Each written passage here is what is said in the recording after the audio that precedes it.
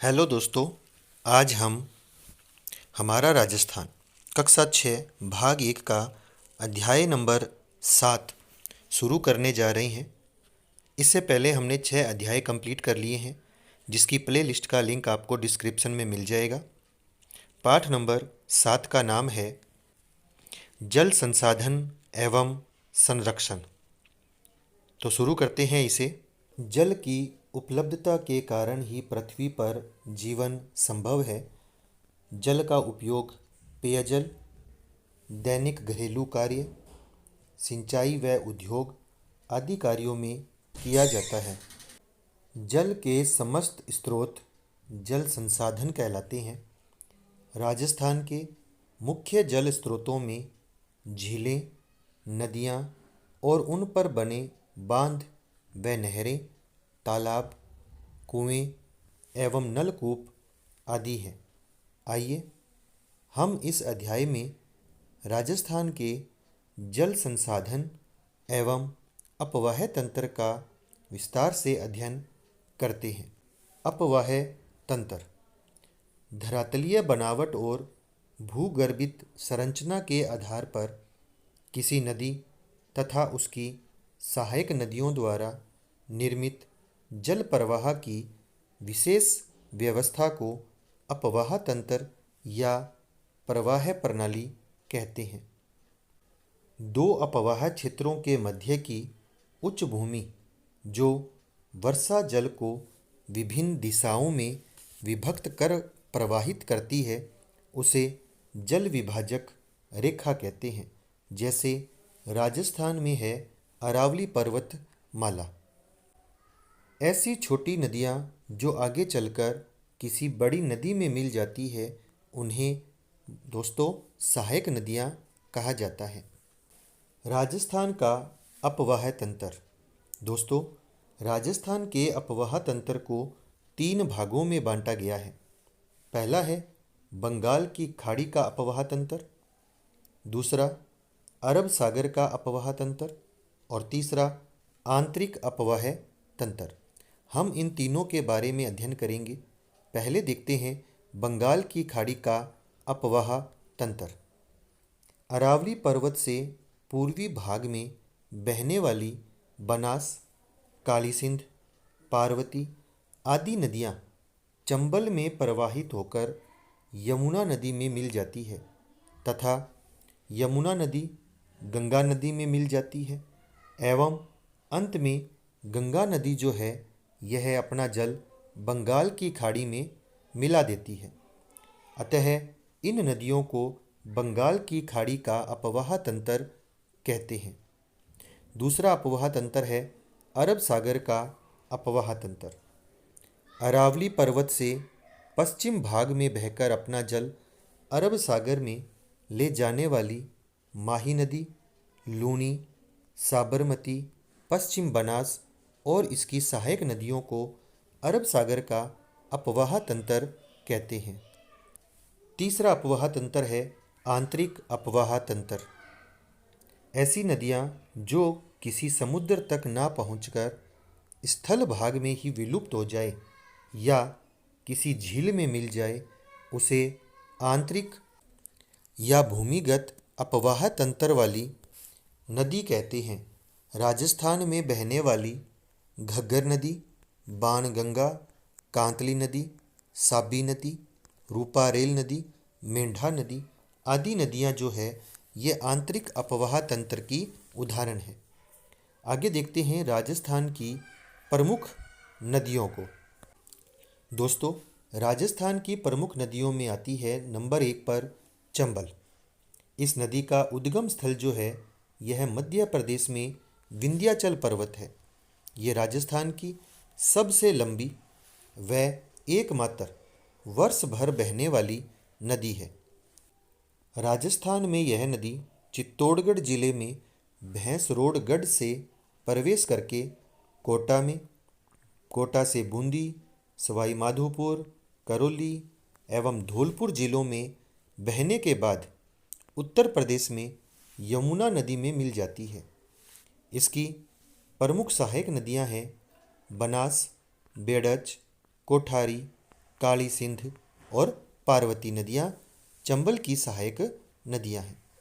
राजस्थान का औद्योगिक नगर कोटा इस नदी के किनारे स्थित है। दोस्तों, दूसरी नदी आती है जो प्रमुख है, वह है बनास नदी। बनास नदी राजसमंद जिले में खमनोर की पहाड़ियों से जन्म लेती है।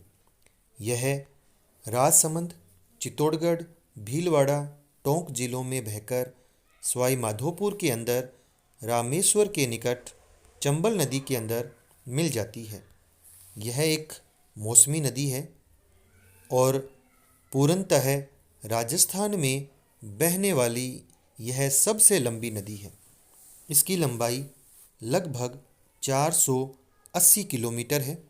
टोंक व सवाई माधोपुर नगर बनास नदी के किनारे पर स्थित है। बनास की प्रमुख सहायक नदियाँ मेनाल, कोठारी, बेड़च, खारी आदि हैं। आगे देखते हैं लूणी नदी। अजमेर जिले में गोविंदगढ़ के निकट सरस्वती व सागरमती नामक दो धाराओं के मिलने से इस नदी का उद्गम होता है। यह नदी अजमेर, नागौर, पाली, जोधपुर, बाड़मेर, जालोर इन जिलों में बहने के बाद कच्छ की खाड़ी में मिल जाती है। बाड़मेर जिले के बालोतरा तक इस नदी का जल है मीठा और इसके बाद इसका जल खारा हो जाता है। इसकी सहायक नदियों में जोजड़ी, बांडी, जवाई, मीठड़ी, खारी, सूकड़ी, सागी और गुहिया नदियां हैं जो इस लूणी नदी की सहायक नदियां हैं। अगली नदी है माही नदी। मध्य प्रदेश में विंध्याचल पर्वत इस नदी का उद्गम स्थल है। यह नदी राजस्थान में बांसवाड़ा व प्रतापगढ़ जिलों में बहने के बाद खंबात की खाड़ी में मिलती है। इसकी प्रमुख सहायक नदियां हैं सोम और जाखम। अगली नदी आती है बाणगंगा। इस नदी का उद्गम जयपुर जिले में स्थित अरावली की बैराठ पहाड़ी से होता है। इस नदी का पानी भरतपुर में घना पक्षी राष्ट्रीय उद्यान में नम भूमि का निर्माण करता है। इसे अर्जुन की गंगा भी कहा जाता है। अगली नदी आती है घग्गर नदी। इस अंतःप्रवाही नदी का उद्गम हिमाचल प्रदेश में हिमालय पर्वत की शिवालिक श्रेणी से होता है। उत्तरी राजस्थान में यह नदी हनुमानगढ़ में प्रवेश करके श्री गंगानगर जिले में भूमिगत हो जाती है। इस नदी को प्राचीन सरस्वती नदी का अवशेष अथवा उसकी सहायक नदी माना जाता है। दोस्तों, आपको इस राजस्थान के मानचित्र में उच्चावच और अपवाह तंत्र के बारे में दिखाया गया है। आप इसे ध्यान से देखें। आगे देखते हैं राजस्थान की प्रमुख नदी घाटी परियोजनाओं को। नदियों पर बांध बनाने से जल विद्युत उत्पादन, सिंचाई, पेयजल, वृक्षारोपण, भूमिगत जल स्तर में वृद्धि, बाढ़ नियंत्रण, मृदा अपरदन और पर्यटन आदि कई प्रकार के उद्देश्य पूरे होते हैं। इन्हीं कारणों से इन्हें बहुउद्देशीय परियोजनाएं भी कहा जाता है। भारत के प्रथम प्रधानमंत्री श्री पंडित जवाहरलाल नेहरू ने इस नदी घाटी परियोजनाओं के महत्व को देखते हुए इन्हें आधुनिक भारत का मंदिर कहा था। राजस्थान में चंबल परियोजना, माही बजाज सागर परियोजना, बीसलपुर परियोजना एवं सरदार सरोवर परियोजना प्रमुख नदी घाटी परियोजनाएं हैं। दोस्तों, अब हम इन परियोजनाओं को एक एक करके देखते हैं। चंबल परियोजना। यह परियोजना राजस्थान और मध्य प्रदेश राज्यों की संयुक्त परियोजना है। इसके अंतर्गत कुल 4 बांध बनाए गए हैं। इनमें से गांधी सागर बांध मध्य प्रदेश मंदसौर जिले में स्थित है और बाकी 3 बांध हमारे राजस्थान में है। चित्तौड़गढ़ जिले के अंदर है राणा प्रताप सागर बांध एवं कोटा जिले में है जवाहर सागर और कोटा बैराज। इस परियोजना से दोनों राज्यों को जल विद्युत एवं सिंचाई की सुविधा मिलती है। दोस्तों, यहाँ आपको चित्र दिया हुआ है राणा प्रताप सागर बांध का और माही बजाज सागर बांध का। अब हम अगली परियोजना पढ़ते हैं, माही बजाज सागर परियोजना। माही बजाज सागर परियोजना बांसवाड़ा में माही नदी पर यह परियोजना स्थित है। यह राजस्थान और गुजरात राज्य की सम्मिलित परियोजना है। इसमें दोनों राज्यों में सिंचाई, जल विद्युत और पेयजल की सुविधा उपलब्ध हो रही है। अगली परियोजना है बीसलपुर परियोजना। राजस्थान के टोंक जिले के टोडा राय सिंह नगर के पास बीसलपुर गांव में बनास नदी पर सिंचाई और पेयजल के उद्देश्य से इस परियोजना का निर्माण किया गया है। इस परियोजना से राज्य के जयपुर, अजमेर, टोंक सहित अन्य क्षेत्रों को पेयजल आपूर्ति की जाती है। अगली परियोजना है सरदार सरोवर परियोजना। गुजरात, मध्य प्रदेश, महाराष्ट्र और राजस्थान राज्यों की इस संयुक्त परियोजना का निर्माण गुजरात में नर्मदा नदी पर किया गया है। इस परियोजना से राजस्थान के दक्षिण पश्चिम में नहर द्वारा बाड़मेर व जालोर जिलों में सिंचाई एवं पेयजल सुविधा उपलब्ध करवाई जाती है। इसके अतिरिक्त राज्य में पाली जिले के अंदर जवाई नदी पर जवाई परियोजना, डूंगरपुर जिले में सोम नदी के ऊपर सोम, कमला, अम्बा परियोजना, उदयपुर जिले में मानसी वाकल तथा प्रतापगढ़ जिले में जाखम नदी पर जाखम परियोजना भी है। जल संरक्षण के आधुनिक तरीकों में बांध बनाना सबसे प्रमुख है। राजस्थान में प्रमुख झीलें एवं जल संचयन। दोस्तों, अब हम झीलों के और जल संचयन के बारे में अध्ययन करेंगे। राजस्थान के लगभग हर क्षेत्र में पारंपरिक जल स्रोत जैसे कुएं, बावड़ियाँ, जोहड़, टांके, खडीन आदि पाए जाते हैं। तत्कालीन राजा महाराजाओं ने जल संचयन और जल संरक्षण के लिए कई उपाय किए, जिसके उदाहरण वर्तमान में भी कई जिलों में देखे जा सकते हैं। उदयपुर में 14वीं सदी से लेकर 19वीं सदी तक जल संरक्षण हेतु अनेक कार्यों द्वारा ऐतिहासिक जल प्रबंधन प्रणाली का विकास किया गया। यहाँ के राणाओं ने पिछोला, उदय सागर, फतेह सागर, गोवर्धन सागर, रंग सागर, स्वरूप सागर, जना सागर आदि झीलों का समय समय पर निर्माण करवाया एवं नहरें बनाकर आपस में जोड़ दी। इससे वर्षा जल में जल एक के बाद एक दूसरी झील में स्थानांतरित होता जाता है।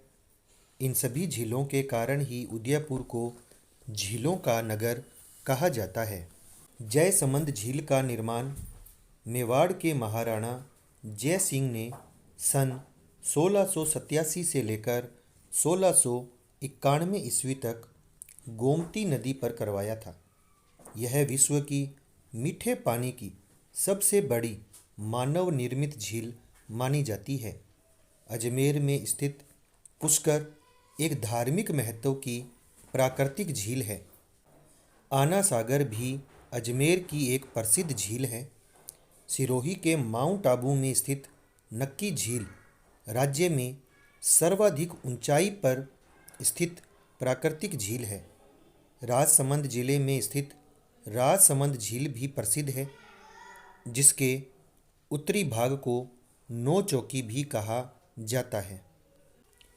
इसके अतिरिक्त जोधपुर में बालसमंद झील, कायलाना झील, उमेद सागर, जैसलमेर में है गड्डीसर झील, डूंगरपुर में गैप सागर, बीकानेर में कोलायत झील, अलवर में सीलीसेड झील आदि कई अन्य झीलें भी राज्य में महत्वपूर्ण जल संसाधन है। राज्य में मीठे पानी की झीलों के अतिरिक्त जयपुर, अजमेर एवं नागौर के मध्य सांभर झील, बाड़मेर में पंचपदरा झील, नागौर में डीडवाना झील, बीकानेर के अंदर लूणकरणसर झील, जैसलमेर के अंदर पोखरन झील और जोधपुर में फलोदी झील जो है ये खारे पानी की झीलें हैं। दोस्तों, इस मानचित्र में आप देख रहे हैं मेवाड़ के राणाओं और महाराणाओं द्वारा उदयपुर में निर्मित झीलें, नदी संगम तथा झील संगम का मानचित्र है, जिन्हें नदियों के द्वारा, नहरों के द्वारा आपस में जोड़कर झीलें बनाई गई है। आप इसे जूमिंग करके ध्यान से देख सकते हैं। अब पढ़ते हैं दोस्तों जल संरक्षण। जल संरक्षण हमारा प्रथम दायित्व है। जल संरक्षण के लिए प्रत्येक नागरिक को प्रशासन का सहयोग करना चाहिए। इसके लिए आवश्यक है कि हमें जलाशयों में घरेलू और औद्योगिक अपशिष्ट नहीं डालना चाहिए। पेयजल स्रोतों के निकट स्नान आदि नहीं करना चाहिए। इसके साथ साथ जल संचयन, जनसंख्या नियंत्रण, सिंचाई की उन्नत विधियों के प्रयोग, वृक्षारोपण में वृद्धि, भूमिगत जल का विवेकपूर्ण उपयोग और जल का पुनः उपयोग आदि प्रयत्नों से जल का संरक्षण किया जाना अति आवश्यक है। अधिक वर्षा वाले क्षेत्रों से जल को नहरों के द्वारा कम वर्षा वाले क्षेत्रों में पहुंचाकर जनजीवन और उद्योगों के लिए अनुकूल परिस्थितियां सरकार द्वारा उपलब्ध करवाई जा रही है। वर्तमान में रूफटॉप जल संचयन एवं वाटर हार्वेस्टिंग तकनीकें बहुत प्रचलित है। रूफटॉप जल संचयन विधि में घर की छत पर गिरे वर्षा के जल को घर के नीचे बने कुएं में एकत्र किया जाता है। वाटर हार्वेस्टिंग तकनीक द्वारा वर्षा के व्यर्थ बहने वाले जल को भूमिगत किया जाता है। पश्चिमी राजस्थान में प्राचीन समय से ही यहाँ के निवासी टांका, खडीन, जोहड़ आदि का निर्माण करके वर्षा जल का संग्रहण और संरक्षण करते हैं। इस तकनीकों को वृहद स्तर पर अपनाने की आवश्यकता है। तो दोस्तों, यह अध्याय कंप्लीट होता है। अब हम इस अध्याय की कुछ महत्वपूर्ण शब्दावलियों को और प्रश्नों को हल करेंगे। भूगर्भिक, जिसका अर्थ है भूमि के अंदर का। अपवाह, अपवाह का मतलब है नदी जल का बहना या प्रवाह। टांका, पश्चिमी राजस्थान में जल संरक्षण हेतु घर में बनाई गई कुएं नुमा संरचना टांका कहलाती है। खडीन, पश्चिमी राजस्थान में कृषि के लिए जल संरक्षण हेतु बनाई गई संरचना खडीन कहलाती है। जोहड़, वर्षा जल को रोककर भूमिगत जल स्तर को बढ़ाने हेतु बनाई गई संरचना जोहड़ कहलाती है। और संरक्षण का अर्थ है सुरक्षित रखना, रख रखाव। अब देखते हैं इसके महत्वपूर्ण प्रश्न। दोस्तों, पहला प्रश्न है, बनास किस नदी की सहायक नदी है? चंबल की, लूनी की, बाणगंगा की या माही की? तो दोस्तों सही उत्तर है चंबल नदी की सहायक नदी है बनास नदी। दूसरा प्रश्न है, माही बजाज सागर परियोजना कहाँ विकसित की गई है? बांसवाड़ा में, डूंगरपुर में, उदयपुर में, कोटा में? तो दोस्तों सही जवाब है बांसवाड़ा में। अगला प्रश्न है, चंबल की प्रमुख सहायक नदियों के नाम लिखिए। तो दोस्तों इसका सही जवाब है बनास, बेडज, कोठारी, काली सिंध, पार्वती आदि। दूसरा प्रश्न है, राजस्थान की प्रमुख नदी घाटी परियोजनाओं के नाम लिखिए। दोस्तों इसका जवाब है राजस्थान में चंबल परियोजना, माही बजाज सागर परियोजना, बीसलपुर परियोजना एवं सरदार सरोवर परियोजना प्रमुख नदी घाटी परियोजनाएं हैं। तो दोस्तों आपको यह वीडियो कैसा लगा कमेंट कीजिए। अगर आप चैनल से पहली बार जुड़े हैं तो इसे सब्सक्राइब करें, लाइक करें, शेयर करें, बेल आइकन के बटन को प्रेस करें ताकि आने वाले हर वीडियो की सूचना आप तक पहुंच सके। मिलते हैं एक और नए वीडियो के साथ। तब तक जय हिंद, जय भारत।